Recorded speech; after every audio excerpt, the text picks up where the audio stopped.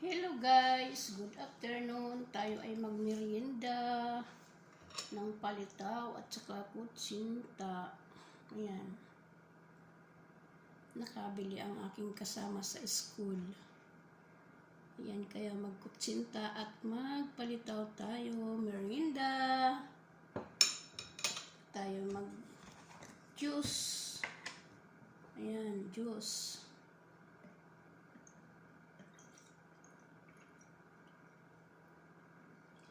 Lemon juice. Ayan guys, lemon juice. Dahil magtiglamig, kailangan natin ang mga sustansya sa ating katawan. Ako nga kahapon ang sama ng pakiramdam ko, para akong giniginaw at parang lagnatin. Kaya wala akong mood na mag kahapon. Kaya ayan. Ngayon, kakain tayo ng palitaw. Nakakamiss na yung sa Pilipinas. Lalo na magki-Christmas. Merry Christmas sa inyong lahat, guys. Kaya ayan, Christmas na naman. Ay bukas ay December na. Nakakalungkot na pangyayari. Dito pa rin tayo sa Saudi. Kaya ayan, kumain na tayo ng palitaw. Unang subo guys sa inyo.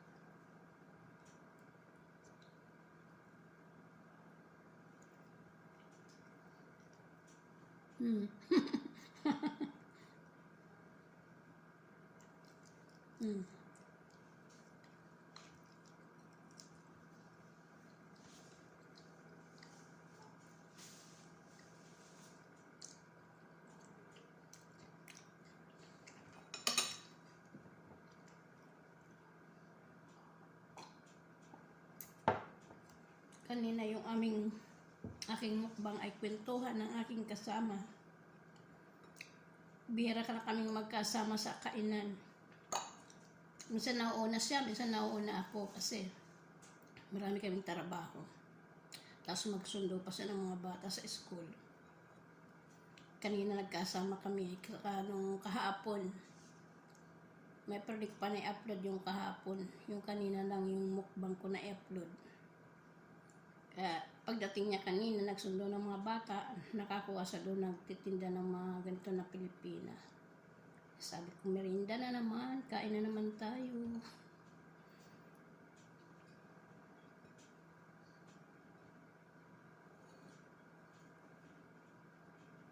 Hatiin ko kasi ang laki, parang ako'y mabulunan. Ayan.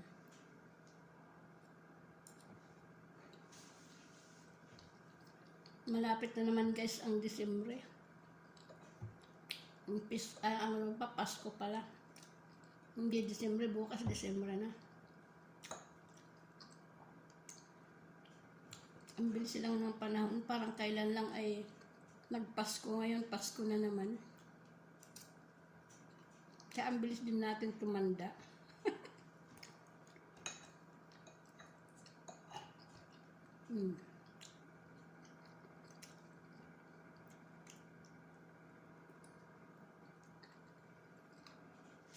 Hinati namin ang kasama ko.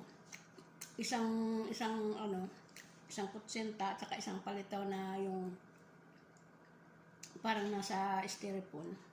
Sabi ko, ati tayo.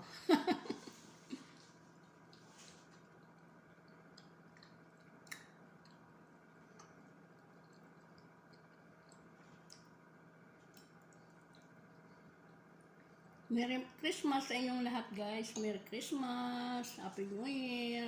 Namamas ko lang po.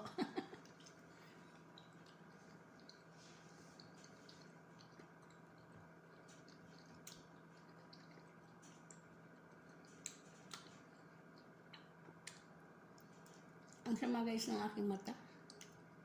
Saka pupuyat ko.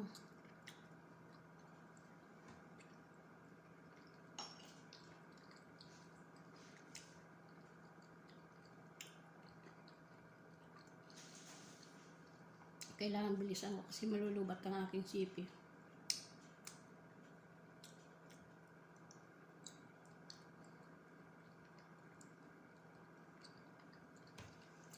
makaabutan ng paglubat.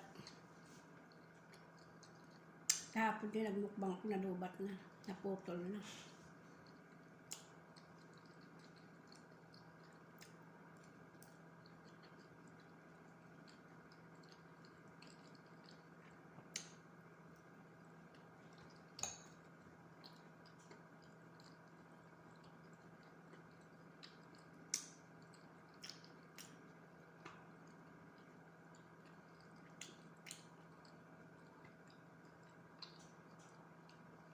Mahirap kasi yung,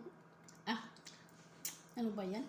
Mahirap guys yung ano, yung ilan na lang ang ipin. Ang hirap ingat-ngat. Hirap nitong matanda na eh, tumatanda na, nababawasan na ang ipin. Sabi ko, pag uwi na lang, ka magpapuste. So pag sa Pilipinas na pag dito, ang hirap eh, ang mahal-mahal. Tapos, hindi pa maganda. Yung iposteso ko eh, hindi ko sinusuot.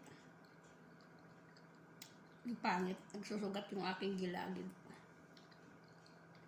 Kapag nagsasalita ako, medyo ano ba, medyo sumisingaw na, kaya wala na sa ipin.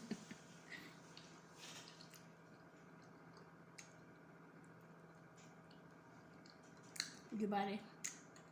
Baka sakaling maabot pa yung 1 taon o hindi na, tapos uuwi na. Babay na Saudi.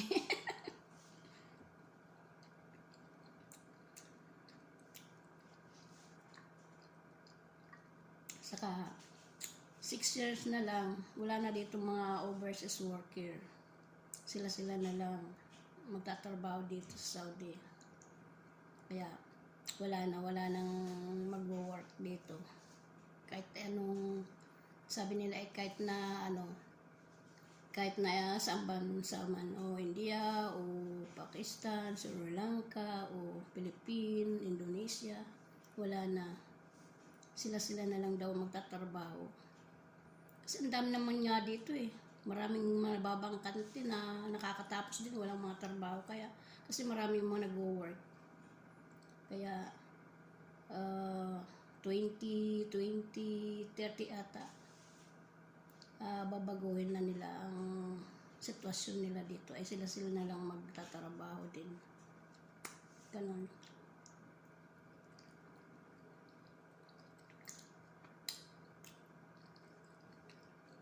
Kaya yung mga iba pang aabutan dito sa Saudi, pwede pa yung mga 6 years ninyo dito.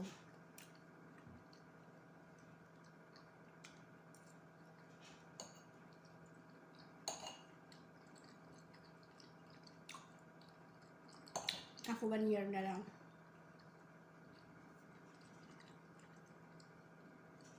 Karamihan na nga dito eh, dati ang mga nag-aano sa mga mall, tsaka sa mga supermarket, dati mga lalaki, ngayon puro na babae ang klase ngayon. Puro na mga babae, wala na yung kakaunti na lang yung mga nag-aano, nag-work. Minsan puro na rin mga Saudiya, ganun.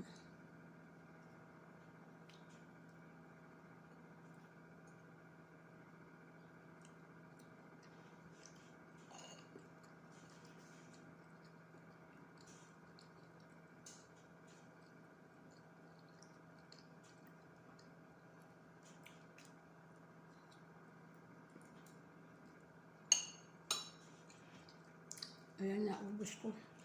6 na piraso. 3 pirasong palitaw, 3 pirasong putsinta.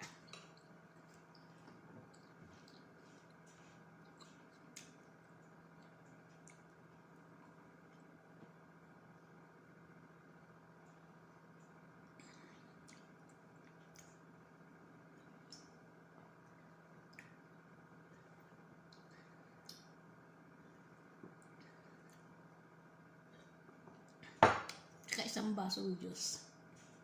Ayan guys, maraming salamat. Bye-bye. Ingat kayong lahat. Shout out sa inyong lahat guys. Love you.